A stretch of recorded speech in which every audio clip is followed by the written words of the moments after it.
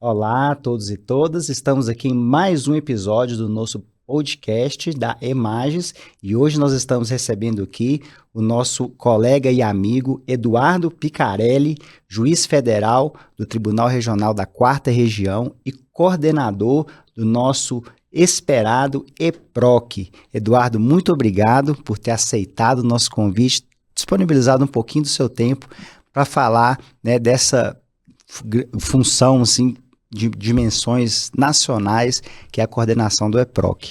Obrigado, Rodrigo. Eu que agradeço essa oportunidade de falar com os colegas de Minas Gerais aqui, falar aqui na Emages. É sempre uma honra e um prazer muito grande poder conversar contigo e esclarecer muitos pontos e deixar, quem sabe, o pessoal mais tranquilo. Ai, que bom. Eduardo, eu queria começar nossa conversa, eu pensei assim, como que eu vou começar essa conversa? Então eu vou começar o seguinte, como que você caiu nessa função que já tem um tempo, né? Quanto tempo você está nessa função e como que você caiu e está até hoje, né? Já tem uns anos. Isso. Essa pergunta é bem interessante, Rodrigo, pelo seguinte, eu fico em 2013, junho de 2013, assumi um novo presidente do tribunal e ele era corregedor, me chamou lá para uma conversa, me convidou para ser juiz auxiliar da presidência e também coordenador do EPROC. Eu tomei um susto gigantesco, porque afinal assim, era uma função que já vinha sendo exercida por um colega fantástico também, que é o Sérgio Tejada Garcia, que é o criador do EPROC, né? Ele que começou tudo isso. Então eu tomei um susto muito grande. Então lá desde 2013 eu fiquei 4 anos seguido na coordenação, depois meu amigo Tejada voltou e ficou mais 4, e eu agora retornei, então já estou aí completando praticamente 9 anos de coordenação do EPROC, desde lá de 2019, sem parar aí já nessa etapa de coordenação. Então o impacto inicial foi de susto, porque eu assumi uma coordenação de algo que funcionava muito bem. Então meu desafio era, no mínimo, manter as coisas muito bem, né? Então é sempre um desafio muito difícil. Eu já tive a oportunidade de fazer algumas reuniões com o Tejada e eu já vi outras pessoas contando histórias dele na época que ele quis introduzir o assunto, né, do processo eletrônico, né, e foi uma grande resistência, né? As pessoas estão acostumadas ao processo físico e vem alguém falando de processo eletrônico, né? Mas, então, além desses 9 anos, tem mais 4 da época de 2014? No total dá 9 anos. No total dá 9 anos. 9 anos aí. E outra coisa que me despertou a curiosidade foi o nome, né? EPROC seria processo eletrônico naquela sacada de inglês, assim? Eu acho que sim, né? Essa foi a ideia do Tejada colocar esse nome, ele que batizou, né? É para realmente dar aquela sacada de processo eletrônico mesmo, como se fosse aquele termo em inglês. E-mail, né? Exato. Aquela sacadinha. Exato. Mas, Picarelli, o importante nisso tudo é que você pegou uma fase do EPROC que é muito destacada, né? Então, o EPROC saiu ali do reduto do TRF4, né? Eu não sei se na época de 2014 era só lá, mas hoje o EPROC está tomando uma dimensão nacional, né? E você está aí liderando esse movimento, né? Como que isso começou, né? Você poderia contar para a gente, porque hoje assim, está virando quase com anonimidade, né, o sistema. É verdade, assim, eu acho que primeiro nós, né, eu falo nós, eu e o próprio Tejada, e o tribunal sempre lutou muito por manter o EPROC. Nós tínhamos sempre aquela coisa de ter um processo único, não ter o PJE, o EPROC, e graças a Deus o CNJ foi muito sensível à nossa demanda e fez um regramento que nos permitiu ter o EPROC, né? E quando eu assumi a primeira vez o EPROC, eu tive um grande desafio, que foi criar. A minha equipe técnica veio, a nossa equipe técnica veio e disse assim, doutor, nós precisamos fazer um editor no EPROC. Era um defeito que o EPROC tinha e isso era apontado pelo CNJ mesmo também. E nós, então, desenvolvemos um poderoso sistema de minutas dentro do EPROC, que é um dos grandes diferenciais do sistema até hoje. E hoje, o que nós fizemos? Nós saímos desde aquele momento, quem primeiro acreditou no EPROC foi o Tribunal de Justiça do Tocantins. Tá? Isso foi quando? Tocantins fecha 15 anos de implantação em 2026, então ele entrou em 2011. Então, ano que vem, no nosso encontro nacional lá em Tocantins, lá no Tocantins, nós vamos aproveitar e completar os 15 anos de EPROC do Tribunal de Justiça do Tocantins. Mas na época, Rodrigo, era uma época que nós não tínhamos essa ideia de expandir totalmente o sistema, enfim, quem queria ter o EPROC, nós cedíamos. E era um modelo de cedência que não era um modelo de cedência assim, pega o código-fonte e te vira. Não era com uma ideia de criar uma identidade, uma comunidade, de trabalhar em conjunto para desenvolver o sistema. Tanto é que o TJ Tocantins fez outra EPROC. E agora, foi em 2022 que ele voltou para a versão nacional do EPROC. Então, e o momento que a gente vive hoje é um momento de grande expansão e de reconhecimento. Já venho, não é recomendável sair da versão nacional, né? Hoje eu sei que até não é nem mais possível, né? Mas quem se aventurou a fazer isso se arrependeu. Se arrependeu muito porque perdeu muito em evolução. Sim. E teve que voltar. E o Tocantins levou junto outros tribunais que entraram depois também. Depois todos tiveram que voltar, como o Superior Tribunal Militar, o Tribunal de Justiça Militar do Rio Grande do Sul. Todos eles tinham ficado numa outra versão e tiveram que se adaptar à nova versão. Daí começou um movimento muito interessante. Como é que o EPROC começou essa expansão que hoje nós estamos vendo? Com 2 grandes tribunais de justiça, né? Não que o Tribunal de Justiça grande que eu falo assim em termos de movimento processual, tá? Não só em importância. Importância todos têm, né? Todo Tribunal de Justiça do nosso estado tem uma importância para a população, para a comunidade, para tudo mais. Então, quando entra o Tribunal de Justiça do Rio Grande do Sul e de Santa Catarina, nesse momento nós conseguimos provar, né, ou desmistificar aquela ideia de que o EPROC não funcionava na justiça estadual e não funcionava em tribunais de grande porte, como é o caso do Tribunal de Justiça do Rio Grande do Sul, um dos 5 tribunais de grande porte do país. Nesse momento, o Tribunal de Justiça do Rio Grande do Sul entra no EPROC e aí mostra para os tribunais de justiça que é possível. E mais, e que funciona bem. E o mais interessante de tudo, Rodrigo, o Tribunal de Justiça do Rio Grande do Sul e o Tribunal de Justiça de Santa Catarina, eles entram no EPROC, sabe por quê? Por pressão da advocacia. Então, a advocacia chegou, o Tribunal de Justiça de Santa Catarina tinha um sistema, o ESAG, e o Tribunal de Justiça do Rio Grande do Sul estava tentando desenvolver um sistema deles, o ETEMS. E não estava funcionando. E tem uma coisa interessante que aqui na segunda instância, até hoje, né, tem um sistema TEMS que foi trazido de lá na época. Olha só. Acho que foi em 2010, eu até participei disso. Pode 2009, ser, 2010. exatamente. E acho que era o sistema integral deles, né? Não é, hoje é utilizado aqui na segunda instância só nos gabinetes. Sim. E eu acredito que eles devem ter tentado ou conseguido levar o TEMS e o ETEMS, né, como sistema integral, tentaram fazer isso. Né? Então, é uma curiosidade. Exatamente. É outra afinidade que Minas tem com a Exatamente, interessante isso, eu não sabia. Então, é mais uma coincidência, né? O Tribunal de Justiça de Minas adotando um outro sistema lá, feito pelo Tribunal de Justiça feito nesse caso pelo Tribunal de Justiça do Rio Grande do Sul, que é o caso do TEMS, né? Mas o que eu acho muito, muito importante registrar é isso, Rodrigo. O EPROC, ele é um movimento da advocacia do Paraná, do Rio Grande do Sul e de Santa Catarina. Eles disseram assim, nós queremos o EPROC. E isso decorre do quê? Somos nós que estamos dizendo que o EPROC é bom? Não. É o usuário externo que vem e diz, olha, implantem o EPROC. Podiam ter implantado o PJE, podiam ter implantado outro sistema. E o caminho foi o EPROC por uma pressão da advocacia.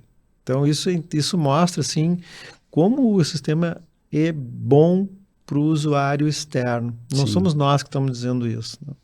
E isso tem muito a ver com uma característica, né? Desde o nascedouro, nós escutamos o usuário externo para fazer a ferramenta. Provavelmente tem uma relação do advogado do Rio Grande do Sul que já utilizava no TRF4, né? Sem dúvida. E se ele, né, não fosse um sistema bom, ele faça qualquer sistema menos o EPROC, pelo amor de Deus. Foi exatamente. Sem dúvida. Que assim, a gente ouve, né, nos grupos, muita gente reclamando de um ou outro sistema e também advogados reclamam quando o sistema não é bom, quando o sistema trava muito, né? Agora, o Picarelli, o EPROC, ele tem um irmão, né, que às vezes é até mais famoso do que ele, muita gente não sabe, né, que o SEI também é filho do TRF4. E o SEI tem uma carreira, né, já mais bem sucedida, né, não que ele seja melhor ou pior, mas é da área administrativa e ele tomou o Brasil, né, porque ele extrapolou o poder judiciário, né, está na área administrativa, qualquer órgão administrativo que a gente vai, minha esposa, por exemplo, trabalha na área de saúde de Minas Gerais, ela utiliza o SEI. Né? Então eu já ensinei SEI para ela. Assim, e você também é coordenador do SEI, né? Isso. E como que você assim, enxerga a evolução do EPROC nessa carreira nacional, conhecendo a carreira do SEI? Como que você faz esse paralelo? O SEI, bem como você falou, o SEI não tinha concorrentes. Sim. E é um sistema muito bom. Prático, fácil de usar, e se expandiu até mais de 400 órgãos.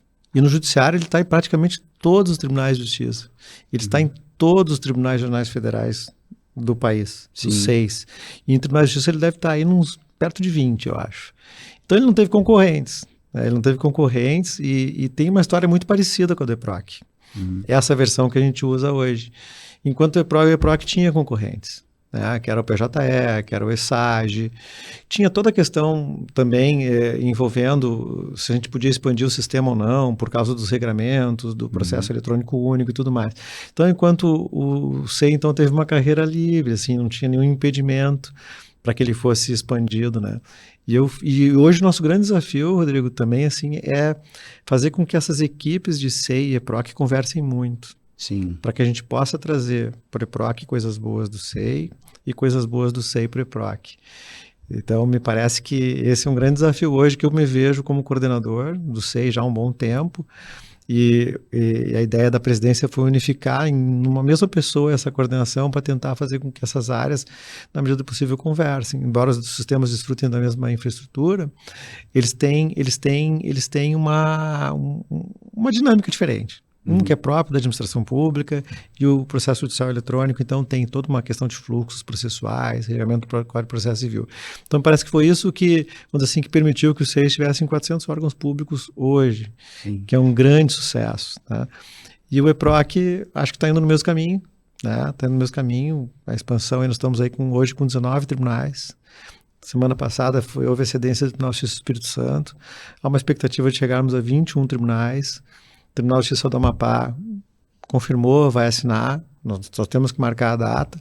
O Tribunal de Justiça do Paraná aprovou um ato interno de adesão ao EPROC, inclusive falta só, acho que a questão da gente ver datas aí e tudo mais, já tá com código-fonte, já está analisando, enfim, o sistema já está se adaptando para vir a utilizar. Então, o sistema hoje está em 21 tribunais, nos maiores tribunais de justiça do país, né? E é incrível isso, como a entrada, vamos dizer assim, desses tribunais, especialmente do Rio Grande do Sul e Santa Catarina, mostraram para esses outros tribunais, deram a segurança para que esses outros grandes tribunais, como o Tribunal de Justiça de Minas, em aderir ao EPROC.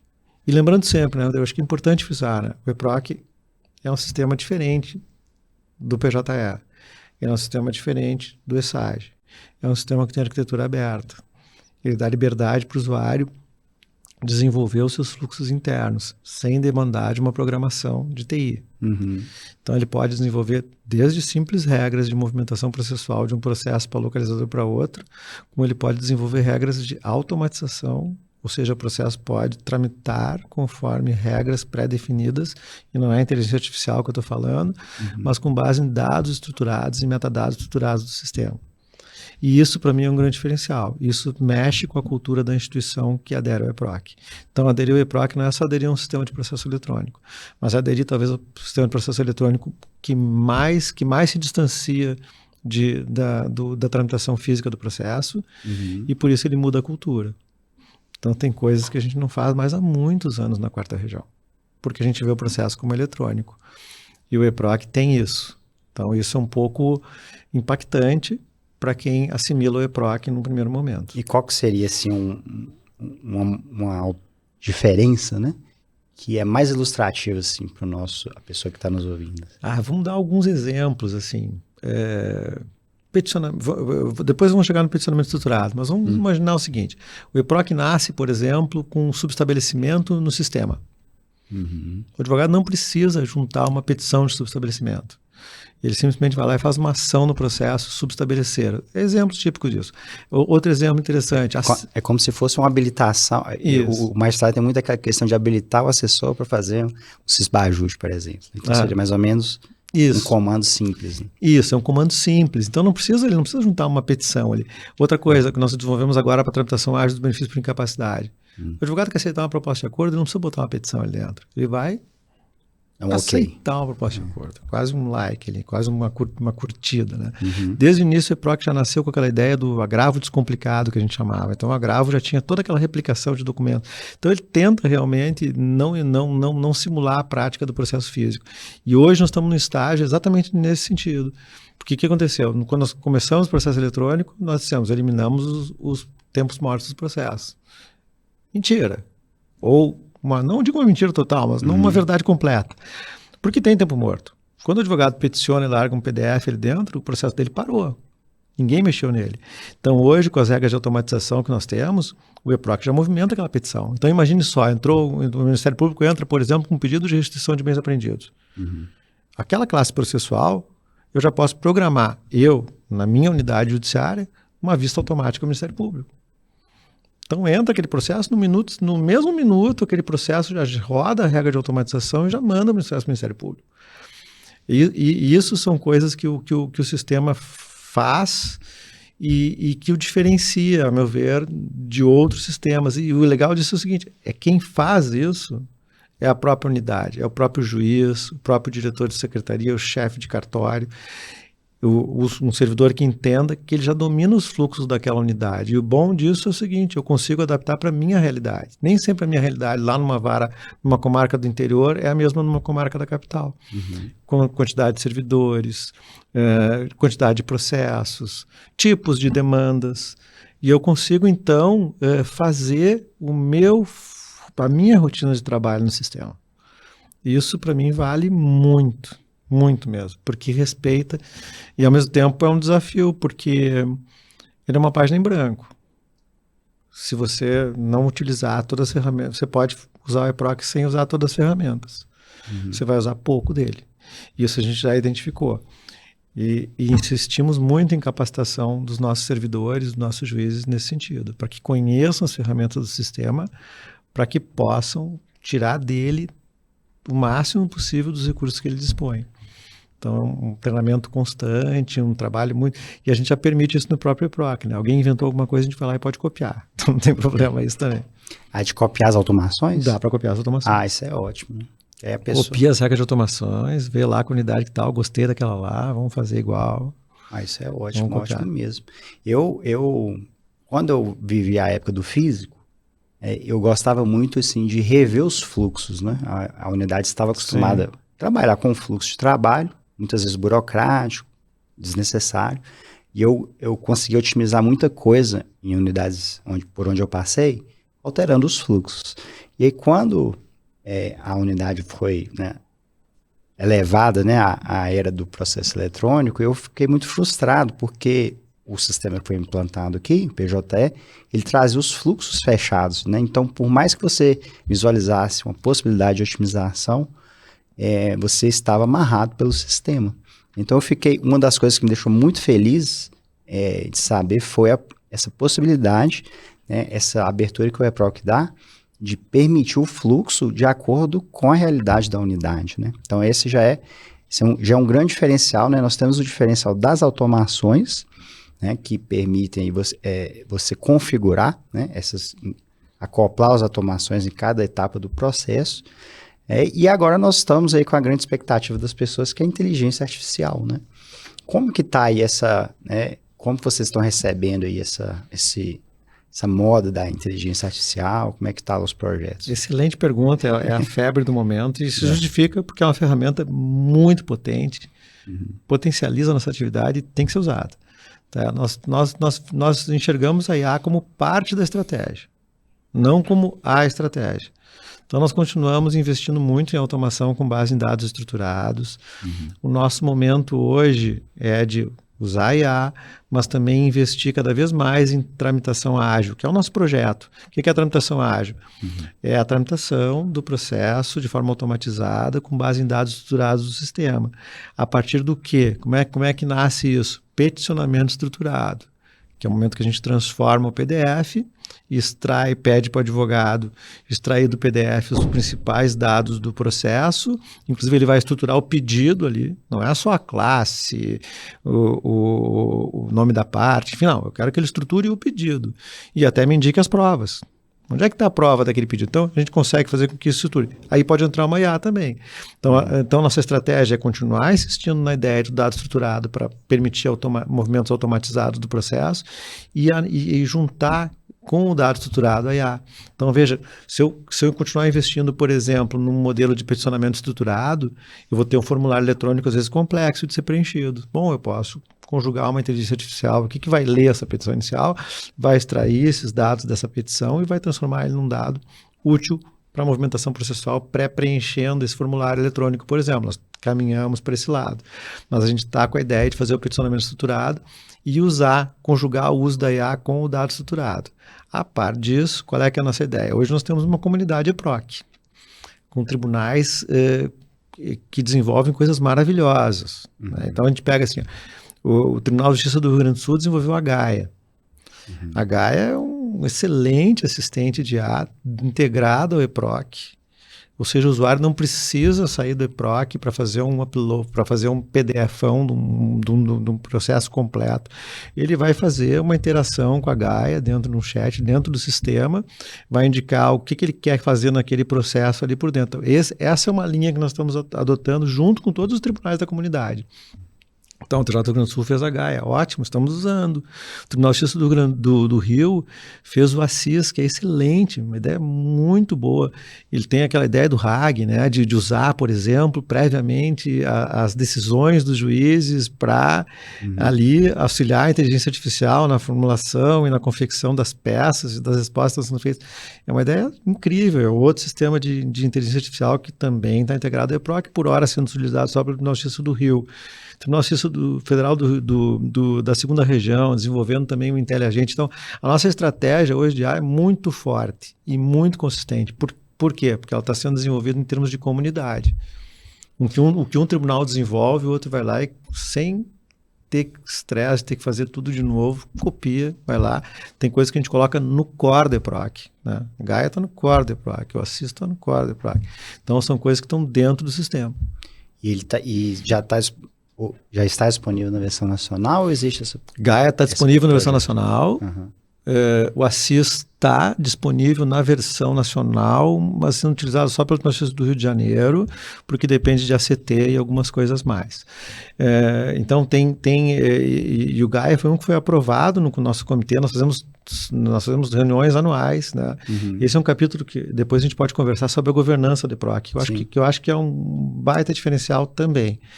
Então, hoje, essas ferramentas de IA já podem ser utilizadas por todos os tribunais. A gente tem só que adaptar e achar o momento certo de colocar, implantar, implementar e, vamos dizer assim, ligar em cada tribunal. Tá lá no core. Uhum. A pessoa tem que pegar e pedir para que a sua área técnica, o seu comitê de IA, nós temos um comitê de IA no Tribunal da Quarta Região, e o comitê de IA deliberou, nós vamos usar a Gaia. A partir desse momento, nós estamos disponibilizando na versão de outubro, estamos fazendo um projeto piloto para ver quanto que vai ser o custo, né, dos gastos com tokens e tudo mais, para ver qual é que vai ser o custo de uso dessa inteligência artificial, e depois vamos expandir para todas as outras unidades, mas certamente os outros tribunais já podem utilizar também. Todos os outros tribunais que fazem parte da comunidade EPROC podem utilizar essa ferramenta incrível de inteligência artificial. E, enfim, nós estamos com duas frentes, né? Nós fizemos um contrato, a maioria dos tribunais tem contratos, nós temos um contrato com o Serpo, que é multi-cloud, então a gente consegue acessar várias LLMs de inteligência artificial para fazer, enfim, outras estratégias, como, por exemplo, o gerador de emendas, que foi feito pelo Tribunal de Justiça do Rio Grande do Sul e que a gente adaptou para as nossas necessidades no Tribunal da Quarta Região. O gerador de emendas é um caso muito interessante porque ele junta a eficiência da nossa área de minutas no EPROC, que eu tenho certeza que os magistrados e magistradas mineiras, quando começarem a conhecer bem o EPROC, vão adorar, e permite que, por exemplo, eu gere uma ementa a partir de um relatório e voto que não foram assinados ainda. Isso é importante ter, e joga dentro da minuta essa minuta de ementa. Então, esses são exemplos. Já é nativo lá no editor de texto do EPROC. Exatamente. Cara, ali acho que é uma grande vantagem, né, dessa grande adesão que o EPROC está tendo no país. Né? Vocês estão só cedendo, mas existe uma contrapartida que é a comunidade dispor de mais mão de obra, mais ideias, né, para contribuir com a ferramenta para todos aí no modelo genuinamente colaborativo, né? E eu acredito que muita gente fazendo muita coisa, tendo muitas ideias, surge aí o problema que você mencionou da governança, né? Então, assim, qual que é o diferencial aí da comunidade PROC, né? Principalmente fazendo um paralelo aí com a governança, por exemplo, de PJS, CNJ, né? Que é o que sempre a maioria das pessoas conhece. Como que funciona como que vocês conseguem conciliar tantas expectativas? É um trabalho, assim, bem difícil, mas que a gente está conseguindo vencer junto com os tribunais. Uhum. Por quê? É uma governança horizontal, nenhum tribunal é mais que o outro. Uhum. Né? Então a gente tem que respeitar isso. A gente tem que respeitar a autonomia dos tribunais nessa parte de desenvolvimento e, ao mesmo tempo, a gente trabalha com princípios do EPROC. Se o tribunal aderiu ao EPROC, é porque ele é desse jeito, ele é bom. E quais são os princípios? Você já falou primeiro, né? É ser disruptivo, ser processo. Agora me deu um branco agora. Ser processo verdadeiramente eletrônico, colaborativo em essência. São essas coisas assim que. E principalmente ser processo eletrônico. Só coisa boa, né? Distante do que é o processo físico. Então, o que acontece daí? Todo mundo colaborando. Então, eu vejo um potencial muito grande de desenvolvimento do EPROC. Por essa colaboração de todos os tribunais, com áreas técnicas incríveis. E o que a gente faz daí para trabalhar isso? Então, cada tribunal propõe uma mudança. Isso passa... Cada tribunal hoje tem um coordenador do EPROC, um gestor negocial e um gestor técnico do EPROC. Então, cada tribunal tem a gestão interna das suas demandas e ele leva para o EPROC nacional. E lá a gente faz a gestão das demandas de desenvolvimento do EPROC nacional. Porque está ficando muito difícil para o Tribunal da Quarta Região. Estava muito difícil, nós estávamos começando a correr um risco de perder um pouco da nossa identidade como comunidade, como EPROC. Estava muito difícil gerenciar isso, porque o tribunal recebia todas as coisas, todos os desenvolvimentos que eram feitos pelos outros tribunais e tinha que fazer o trabalho de inclusão desses desenvolvimentos todos no Core do EPROC para montar a versão nacional. Dessa forma, nós conseguimos organizar tudo isso. Nós temos 6 reuniões anuais que tratam das demandas, que todos os tribunais se reúnem para votar as demandas apresentadas pelos próprios tribunais, que são as demandas que nós consideramos como complexas. Daí o tribunal que apresenta desenvolve, né? Essa é a equipe técnica desenvolve no Core do EPROC, e isso é disponibilizado para todos os tribunais. Exemplo típico isso que eu falei agora, a Gaia. A Gaia foi uma demanda que o Tribunal de Justiça do Rio Grande do Sul trouxe de desenvolver um modelo de inteligência artificial dentro do EPROC e que isso tinha que ser feito no Core do EPROC e era algo complexo. E nós fomos lá, obviamente que aprovamos, né? Mas o interessante é isso, é tratar essa autonomia dos tribunais com total respeito, entender as demandas que os outros tribunais têm de desenvolvimento de ferramentas e desenvolvimento de funcionalidades no sistema. Ele realmente precisa isso, e a única cláusula de barreira que a gente procura colocar é essa, né? Isso aí, essa proposta que você está fazendo, ela é aderente aos princípios do EPROC? Essa é a questão. E daí todo mundo discute, conversa e tudo mais ali, e dificilmente a gente não aprova uma proposta de desenvolvimento do EPROC. O que acontece nas reuniões, elas são tão produtivas e boas, que às vezes o proponente vem com uma ideia e sai com outra. Ou sai com outra toda modificada. Eu acho que esse modelo de governança do EPROC é uma das coisas que mais atrai os tribunais ao aderirem ao EPROC, porque eles sabem que eles vão ser atendidos nas suas demandas, eles vão poder ter a possibilidade de implementar coisas no EPROC que eles realmente precisam, e eles são tratados com total horizontalidade, porque nós não podemos nós não temos nenhuma ingerência sobre isso. Então o Tribunal eu brinco, o Tribunal da Quarta Região, hoje a autonomia que ele tem para desenvolver coisas no EPROC é a mesma do Tribunal de Justiça de Minas, do Tribunal de Justiça de Tocantins. Então, quando nós temos uma demanda de desenvolvimento de algo no EPROC, nós levamos para o comitê. Mesmo o EPROC tendo nascido lá na Quarta Região. Então, está todo mundo em pé de igualdade, todo mundo trabalhando juntos para fazer um desenvolvimento grande do EPROC. Aí eu vejo assim, essa comunidade trabalhando vai trazer para o EPROC assim, coisas incríveis assim, para os usuários internos, usuários externos.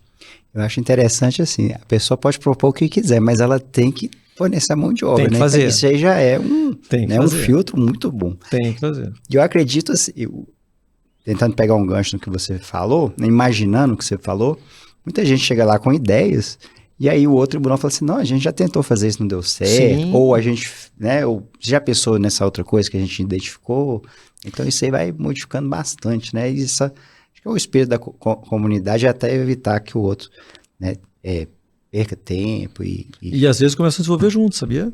Isso é ótimo. Porque né? às vezes eu começo, isso aí me interessa, eu quero trabalhar junto contigo nisso. Às vezes já tinha a demanda, né? É. Aí estava represada e aí um ajuda o outro, isso é ótimo. E dentro do espírito de colaboração, que é proposto nacionalmente, né? Essa ideia de evitar o refazer. Sim. Então, quanto mais eu acho que a comunidade EPROC cresce, né? Essa realidade vai se tornando mais presente. Né? E eu acrescentaria que acho que o grande diferencial do EPROC, né, sem menosprezar as outras qualidades, é a horizontalidade. Né? Eu vivi aí o início dessa virada de chave aqui em Minas, né, e o que eu ouvia de todos, principalmente o pessoal da área técnica, é a horizontalidade. E com a horizontalidade você constrói empatia, né, e a empatia constrói engajamento. Né? Então a gente começa a trabalhar de mãos dadas efetivamente. Bom, Picarelli, muito obrigado, viu, por ter aceitado o nosso convite, né? Eu queria te dar parabéns aqui em nome da Mais pelo excelente trabalho, né, que você vem fazendo à frente do EPROC.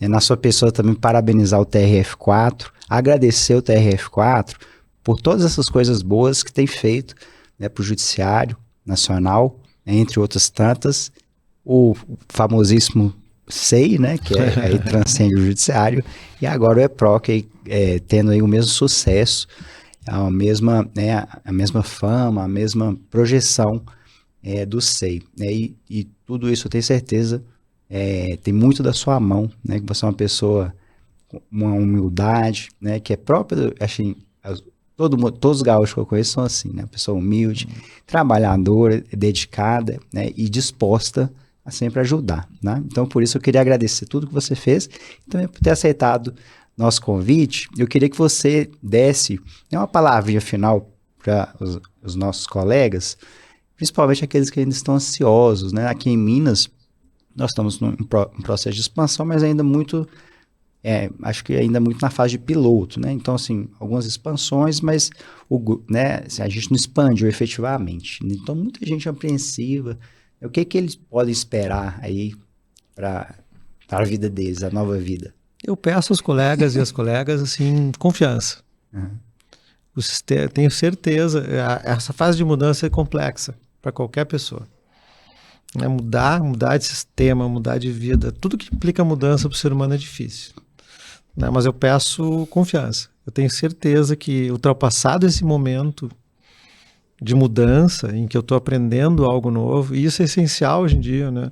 Eu acho que é o Alvin Toffler que fala, né, que o importante hoje é você saber que você tem que aprender, reaprender, desaprender e aprender de novo. Então, é uma constância do nosso dia a dia. Então, eu peço um voto de confiança aos colegas e tenho certeza que vocês vão gostar muito de trabalhar com o EPROC. O EPROC vai facilitar muito a vida de vocês. É uma ferramenta que vai beneficiar, vai estimular, vai permitir que vocês consigam ter uma produtividade muito boa, sem muito estresse. Em cima de tudo, o que eu peço é confiança. Confiem que o sistema funciona muito bem, né? O TJ do Rio Grande do Sul mostrou isso, o TJ de Santa Catarina, o TJ do Tocantins, o Tribunal da Quarta Região. A advocacia, pessoal, quando ela se refere ao EPROC, é a coisa mais incrível, ele se refere ao nosso EPROC. Então, esse sentimento de pertencimento que você falou, as pessoas têm porque participam da governança dele, participam do desenvolvimento dele, participam do dia dele. Então, a palavra que eu deixo para os colegas é confiem. Confiem que eu tenho certeza que vocês vão ter um excelente sistema, uma excelente ferramenta de trabalho. Então, muito obrigado pela audiência. Convido a todos para seguir a Imagens nas redes sociais e até o próximo episódio.